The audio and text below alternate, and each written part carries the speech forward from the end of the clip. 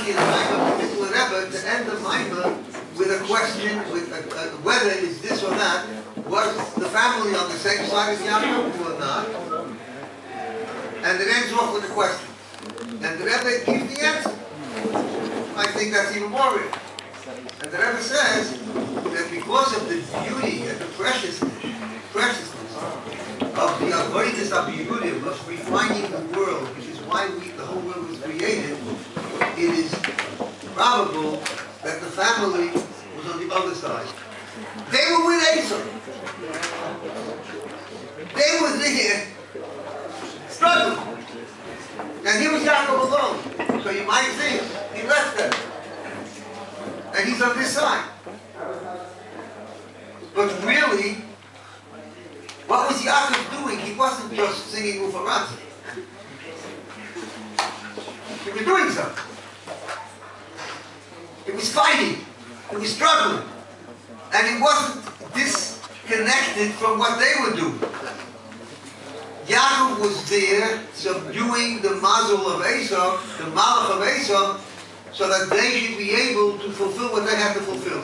So there are certain times in history, and we are possibly, maybe that's an explanation. One thing we know for sure, the Rebbe is not looking down and just checking nachas. He is engaged. Wherever he is, whatever he's doing, he said once that, he said about the previous Rebbe, that what's the significance of a special day in his life like Yitzchak? Because spiritually, he rises up, but he doesn't rise up on his own effort. He remains committed and dedicated, connected, and totally involved, and intimately interested, as much as we let him in to the generation. So, you're talking about a situation where you don't see, not because it's at a lower level, at a higher level. Oh, it's more difficult. We are human beings living in physical bodies. So we must say that HaKadosh Baruch Hu gives special energy, special ability for a person to be able to live in a situation being on the other side of the river when Yaakov Avinu is there and to understand that he's struggling the same struggle. The Rebbe once spoke about the famous story about a great tzaddik who promised, made a neighbor, that when after his 120 years, he will refuse to go to Gan Eden unless Mashiach comes. And then he passed away. And somehow or another he saw such a great revelation that whatever happened, he was not a neighbor, or he forgot, or whatever it was, and it happened once or twice, and the Rebbe smiled and he said, the only answer is to make a neder al das Rebbe, to make a promise by the understanding of the community, which is a neder, which is a promise, which cannot be annulled, which cannot be wanted neder. And the Rebbe smiled when he said it. It's interesting because who was the Rebbe saying it? It was a Tovshim and Tess, the Shabbos right after Gimel Tammuz. The time of Gimel Tammuz, when the Rebbe virtually made a promise. He said, the Eitzig Eitzig. He said, what's the thing in Eitzig Eitzig? He said, the only thing that we can do is to make a promise which cannot be annulled. So the Rebbe, without any doubt, it's not my business. I was on Shlichus before Gimel Tammuz, before Kosher Lamed, before we had any broadcast of the Rebbe. Live broadcast. Who knows? I didn't know if the Rebbe was in the basement. If he was in his office. If he was at home. This was the Rebbe. The connection is a spiritual. The point of Rebbe is Rebbe. And the Shabbat clothes of the generation. And his avodah is not only something that makes him holy, but it's something which gives a strength to the whole generation to find themselves, to be able to find their own. It doesn't replace anyone's avodah. Nobody can do what you have to do. Nobody. The Vayochel, the Eibush himself, gives every one of us freedom of choice. But the Rebbe helps the person to be able to find their own inner self. So at that moment, the Rebbe on that side says, whatever it is, the Ashereinu of this generation, of people who by superficial criteria would perhaps find it very difficult to connect. And the history, the dedication to Shlichus that you find today, I'm not talking about people who visit in Shalim or in London or in that type of a place, or even in Arizona. But the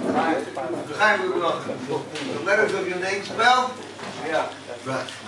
Anyway, so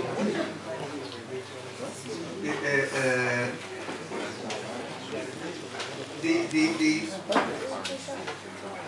people who go and visit places like Vietnam, Cambodia, Spokane, Washington, places where I just got an email from someone this week who said, not from the United States, but from South America, he's in a town where there are, I think, 250 halachic Jews. And I think 95% from Abigail. 108, I think about half of them have two experience. And he's just writing about the challenges that this person has. And he says, my job is to inspire people so that the statistic turns its way around. It's such a positive view. You felt that the Rebbe was well, they got married to young person. Then if you begin and build up relationships, one by one, the Shabbos are drawn. And it's happening now in this generation. The biggest Ashereinu, so the nigga that we danced on the tables and the tishon and the nigga that danced the whole night, the whole Chasdoyer. In the Ashereinu, doctor, at this moment, people who are entrusted and empowered. You have the ability to unleash energies that never existed. They didn't exist before Baal Shem Tov, they didn't exist before the Alter Rebbe, they didn't exist before the Frierdiker Rebbe, they didn't exist in the generation of the Rebbe until Gimel Tammuz, that part of the Rebbe's generation. That's what you call. By the way, I know a person. He actually lives in Israel now, but this is about 15 years, about 3 or 4 years after Gimel Tammuz. And I was talking to him. Business. We travel all over the world, this man. Very, very wealthy person. Then I had a shiur with him in his house in London every week. And I was going to New York for the Kiddush, and we went to the oil together. And we went after that about maybe 5 or 10 times. We learned something. He got a tour of the day. He was on all the different markets. He had to be away. When the markets opened in London and in Japan, whatever the whole thing was, he had a little window from 4 till 7 a.m. or 8 a.m. He had to go to the oil at 8 a.m.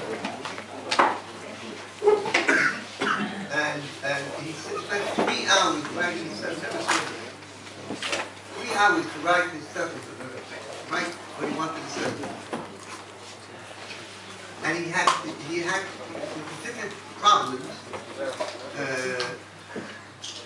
Family, very serious issues there, not to get into the details. Very serious issues there with 1 or 2 members of the family, difficult, which impacted upon different relationships and everything else there. And the body Chaim was going through his life. It was in the worst years of the Russian Hafgadis, when people were being picked off, and he was in the danger from the Russian army and things like that.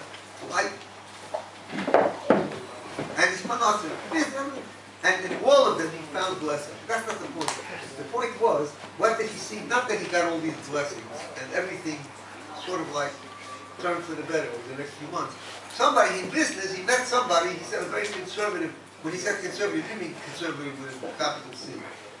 He meant a Hasidic Jew. A guy with payers, whatever it was, and asked him, maybe you'll come with us to Hungary or somewhere to Kibbutz Tzadikim. You get a blessing. So he said to them, have you ever been to the Ohel?